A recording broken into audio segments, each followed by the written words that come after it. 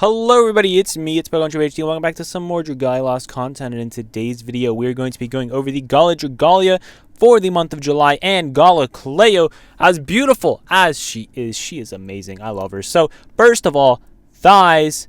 Oh yes, thighs. Okay, sorry, I got a little bit ahead of myself. Calm down, Trip. Okay, thighs. Gala Dragalia, not thighs. Gala Dragalia will begin on the July 25th at 11 p.m. Pacific time. It lasts until July 30th Pacific time. Of course, if you're in a different time zone, it's going to be a different time. If you don't know what a Gala Dragalia is, it is a gala. It occurs every 2 months, and the 5-star rates will go up to 6% from 5%. So they're increased. You're going to get more 5 stars per Wormite that you spend. So if you're a newer player, you might want to summon on this Gala Dragalia because you will get more 5 stars for your Wormite, so it is a much better investment. Now, something to note is if you want a certain adventure, Gala Dragalia is not going to be the place to go. You want to summon when that adventure is on rate up rather than, just summon on the Gala, unless you think they're never going to be on rate up or something. But they probably will be on rate up eventually.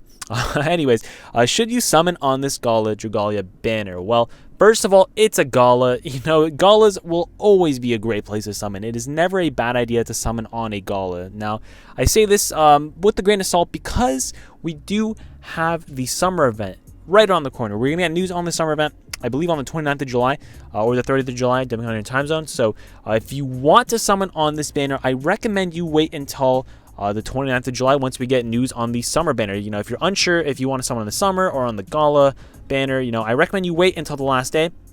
Not only will you get your free summons out of the way, remember we do get free summons this weekend, you will also be able to make the most educated, most educated decision, that's the word. You'll be able to make the most educated decision with all the news already out there. So I do recommend you wait till the last day. But again, this is a Gala banner. Gala banners will always be a great place to spend your Wormite, whether you're a new player or a veteran player. And of course, the past Gala units will also be on rate up. So like I said, if you're looking for one of those Gala units, you have to do it on a Gala banner. But remember, Gala occurs every 2 months. You're always going to get a chance to summon these Gala units. And remember, if you're looking for a past unit in the Gala banner, it's going to be very difficult to get them. They're just like normal appearance rates. So it's going to be hard to get them, to summon them, but it's the only place you can summon them. I do think in the future, however, once we get a lot of Gala units, they're going to do like a split rate up on Gala. So I think they'll do that eventually. But at the moment, it's not what it's looking like. So that's all I have to say about the Gala. Remember, this is a great place to summon, but we do have the summer event right around the corner, and we do have the 1-year anniversary probably showing up again very soon. It shows up at the end of September. It will show up at the end of September, so we might get a crazy banner for that. Again, we don't know yet. And yeah, so that's all I'd say about the beginning thing. Again, Gala, great place to summon if you want to. Gala Cleo, let's talk about her now. So I'll probably do some editing so that whenever I talk about a skill or something, I'll show the thing. I don't know. We'll see how much I want to edit today.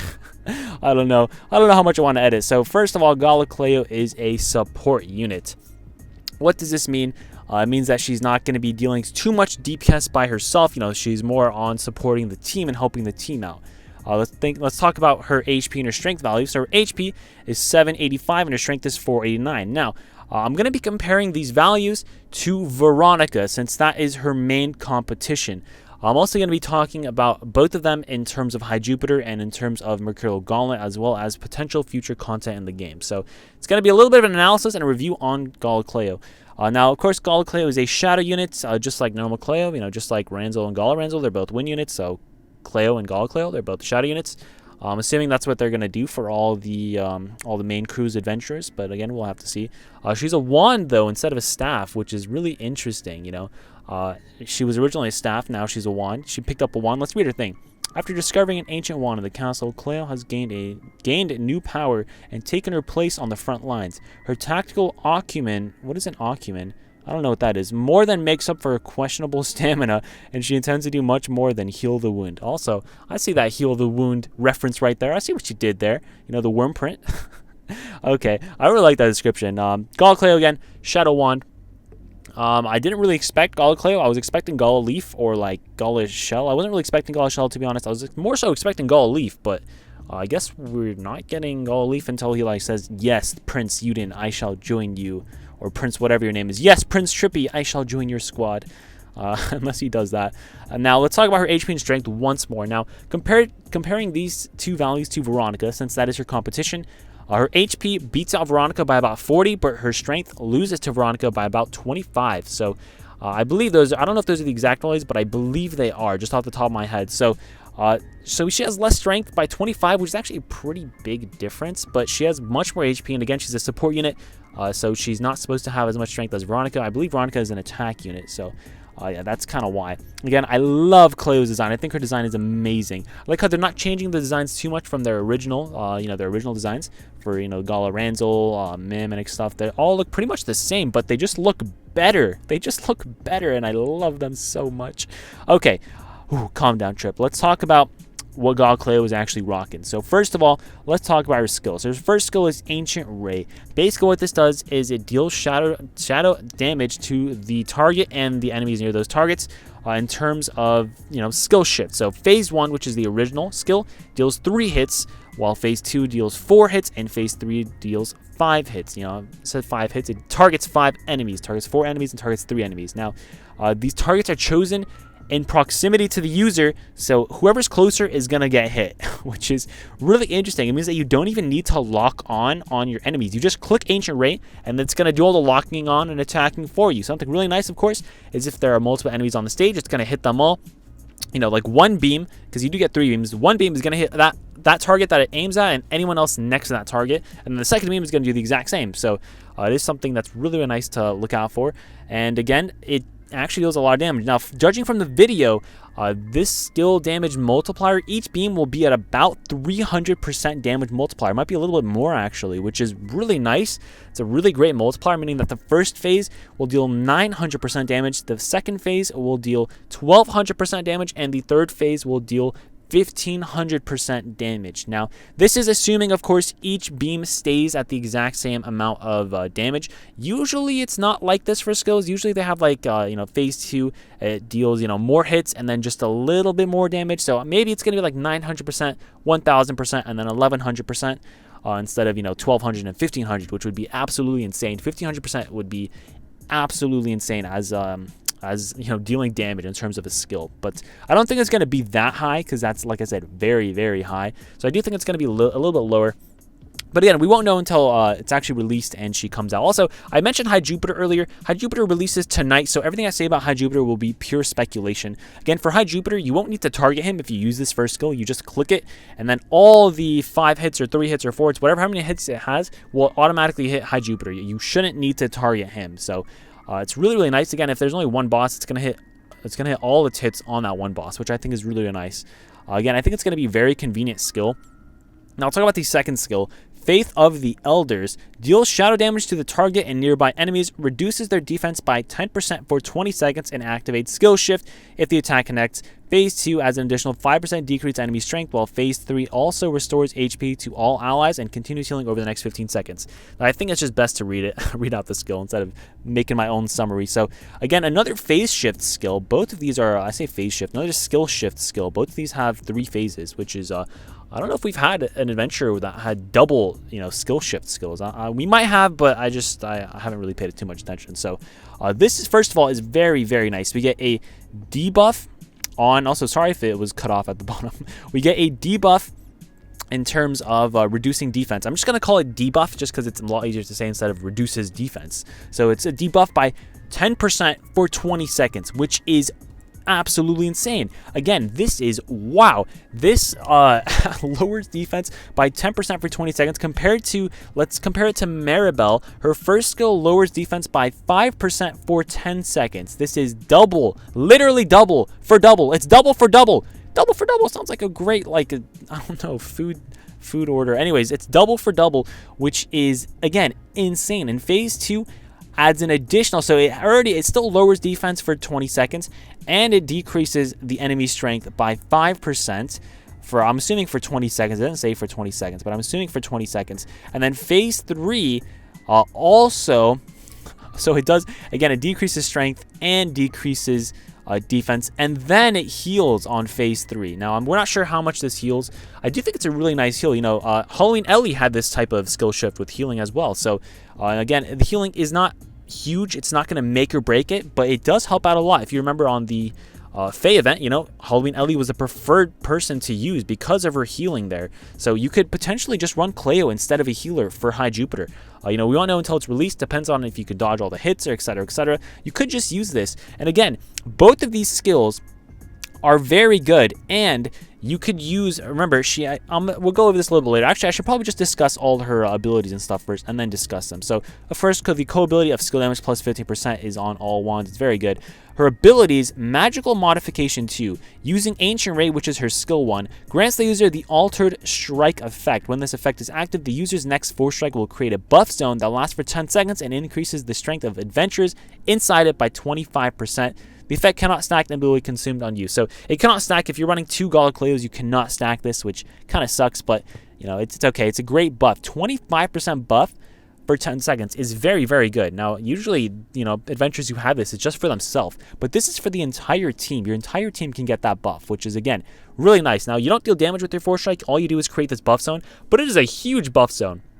Hopefully, again, I'll play the clip of the video. It is a huge buff zone, so it is very nice. And of course, in Mercurial Gauntlet, it's going to be super easy to get all your adventures inside that buff zone. In terms of High Jupiter, again, we won't know until it's released, but I'm assuming it's going to be somewhat difficult to get all your adventures in that buff zone. So I feel like this buff won't be super useful for High Jupiter unless, you know, you do it during break. I feel like if you do it during break, that would be absolutely insane. You'll do so much more damage during break. But yeah, again, I think this is a very great one. 25% strength buff is really, really good. Again, it's only 10 seconds, and they need to be in the zone for the buff to work. But that is a very good buff. Again, she reduces defense, so she buffs and she debuffs, which I think this is the first adventure which does them both, buffing and debuffing. I thought Wedding Ellie was a buffer and debuffer, but it turns out she's not.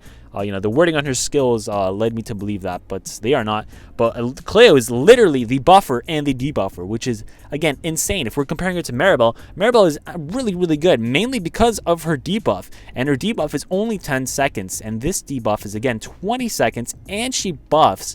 So I feel like her DPS is going to be absolutely insane. But again, let me finish talking about her abilities, and then I'll actually talk about it. Next up, her Perpetual Protection 2 reduces susceptibility to blindness and paralysis by 100%, meaning she's going to be useful for High Jupiter, and then probably useful for any other shadow content that will ever come in the rest of the game, which is really, really good. You know, compared to Veronica, you know, Veronica has a buff for her first ability. Again, buffing once her HP drops below to 30%. You know, Veronica buffs the team's next skill by 40%, which is a great buff. But again, it's only for one time. You know, in terms of lasting content, like longer content, it's not going to be super duper useful, but Mercurial Gauntlet, it is very good. And then Veronica's only paralysis resistance, while Gala Cleo, is both blindness and paralysis resistance, which makes her a lot more useful in terms of, you know, which content you can use her in. But again, she's a wand. Both of them are wands, so they won't get hit too often anyways. Just something to note. Again, they both have skill prep plus 100%. Both Veronica and Gala Cleo have skill prep plus 100%, which is great because you could not only get both your skills, all three depending on your ability, or not your ability, your weapon if you're using an attacking weapon. But of course, the 5-star, I believe the Shadow 5-star wand does not have, you know, the core one does not have an attacking skill. So I think the Void weapon will be better if you're using them for High Jupiter. So again, you'll have both of their skills ready for use. And then if you're running Sister's Day Out, I believe that's what the wordprint is called, you can charge up their skills by another 75%, both of them. So absolutely insane. I'm not going to talk about her abilities too much. I talked about Gala Cleo's first ability. I think it's really good. Now comparing this again to Veronica's first ability, which buff will be better? I do think that Gala Cleo's buff will be better for Mercurial Gauntlet, you know, level 41 through 50, since you can get the buff, like you'll do this more times. You'll do this buff more times. Again, you start off with the buff because of your skill prep plus 100%. You just use your first skill, and then boom, you got your buff. And you know, Veronica, you got to get hit first to get that buff. And if you get hit, your teammates are all gonna get hit. And then if you guys all get hit, you know, you might lose out on some HP 70% abilities, etc., etc. But you know, Veronica does make up for getting hit because her, I believe it's her first skill, deals more damage when she gets lower on HP. Now, compared to Gala Cleo's skills, now remember, Veronica is an attacking unit. Veronica deals all her damage pretty much by herself with a little bit of boost to DPS because of her buff, her buffing ability. Whereas Gala Cleo is probably going to get most of her damage from her buffs and her debuffs. I do think her buffs and her debuffs will increase her DPS to be higher than Veronica's, mainly because Veronica has a really high learning curve. You need to learn how to use Veronica properly between, you know, her skills and her abilities, etc., etc. You need to get her low on HP, kind of like how Natalie works. You need to get her low on HP so that her skill does more damage, but you have to be aware of her second skill because that heals her, and then, you know, you want to get her low HP again for her ability to kick in, but you also need to be careful not to die, because if you die, you die and your DPS is dead. So Veronica has a very high learning curve, whereas Gala Cleo is actually going to be very easy to use and very easy to get off a lot of damage with. So, you know, in terms of who do I think is going to be better, honestly, I'm going to say I think Gala Cleo is going to be better, but I do think Veronica has, you know, Veronica has a lot of potential, which is the main thing. I think Gala Cleo will be better for Mercurial Gauntlet, but in terms of High Jupiter, honestly, I won't know until it's released, because again, I feel like High Jupiter is going to just run around a lot, so I feel like her buff for Gala Cleo won't be too useful. So I feel like Veronica has her beat there, but I do think her debuff will be good. But again, we won't know who's better for High Jupiter until it's released. But again, for Mercurial Gauntlet in specific, I do think Gala Cleo will be better, simply because her buff and her debuff, it's going to be super easy to get them both off. You also has skill pub plus 100%, which is great. You can combine that with Sister's Day Out, you know, get your all the way to skill shift phase 3 pretty much right off the bat, you know, within like 20 seconds if you have Sister's Day Out. Which is, you know, really, really good. Again, let's talk about her first skill once more, Ancient Ray. This is the skill that lets her buff with her first ability, you know, using her Force Strike. So this skill is very, very important, and it needs to have a low SP cost. Now let's talk about the SP costs for these two skills. Judging from the video, again, we talked about, actually, let's talk about the damage multipliers again. For the first one, I already mentioned it should be 300% per beam, but the second one should be actually very, very low at only 500%. You know, that's very, very low for a skill. Most skills are around 900% per, you know, 900% for the skill altogether, whereas this one is only about 500%, which is, again, like I said, very, very low, which kind of sucks, to be honest. But again, it does reduce defense, so I feel like that's going to make up for it. And it heals, and, you know, it decreases enemy strength, reduces their defense, etc., etc. So I do think that's going to make up for how low the damage is. But again, her first skill should be a very strong skill, so that could also probably make up for it. Her first skill, now let's talk about the SP cost. So the SP cost for her first skill, judging from calculations, should be under the SP amount for Veronica's first skill. I will put up a image on screen showing like a little ruler thing, a little straight line showing how, you know, how that Cleo has a lower SP cost than Veronica's skills. Again, they're both at the same amount of hits from the videos released. So Gala Cleo should have less SP cost than Veronica, and Veronica's skill 1 costs 3,300 SP. Now that is a bad SP cost. You need Jewels of the Sun or something to get your wand combo, your wand, you know, or your skill 1 for the wands to get off in 2 full 5-hit, you know, taps or combos or chains. So what I mean by that is wands, each hit, you know, you get a certain amount of SP for each hit. Now, if you get all 5 of your, you know, your 5 hits, your 5 chains for wands, you get 1,600 SP.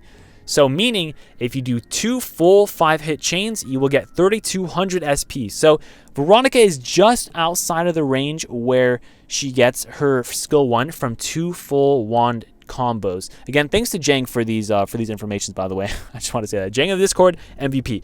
Anyways, back to this. So wands getting 1,600 SP per chain, you know, 5-hit chain, whereas you know, other well, I don't know what I was gonna say whereas, but you know, Veronica needs to do 2 chains and then a 4 strike, or 1 chain, 4 strike, 1 chain to get her skill 1 off. Whereas Gala Cleo, she should have a faster SP cost. So her SP cost is going to be under 3,200. We're not sure where it's actually going to be at. I'm assuming it's around 3,000. So say it's 3,000, that means she should get her skill 1 off every 2 chains. This is assuming no skill haste, by the way. She should get it off every 2 chains. And, you know, 2 5-hit chains for wands, meaning she doesn't need to 4 strike, she doesn't need to waste extra time using the 4 strike, which is very, very good.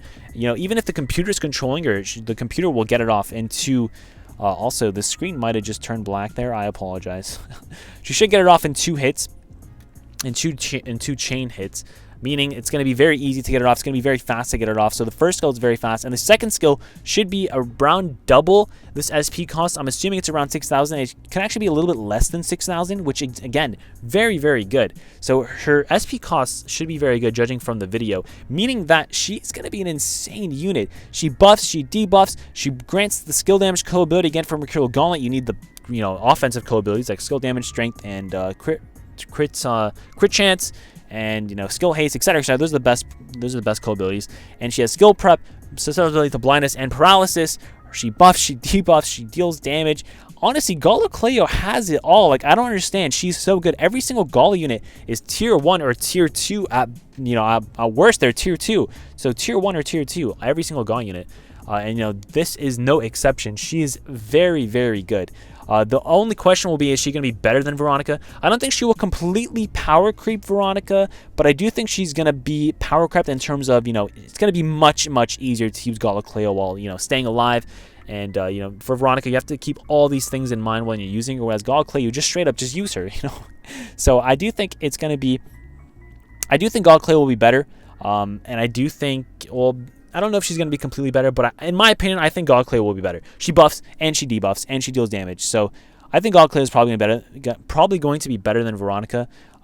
Maybe not for High Jupiter, but for Mercurial Gauntlet, for sure, I do think she will be better. So that's kind of going to be my analysis. I think I discussed everything I wanted to about Gala Cleo. I think she's going to be absolutely insane. And again, definitely worth pulling for if you want her. But again, we do have summer right around the corner, which is the only thing stopping people from pulling Gala Cleo. Again, if you already have a shadow unit built up for High Jupiter, you don't need Gala Cleo. It's just a want. You don't need her.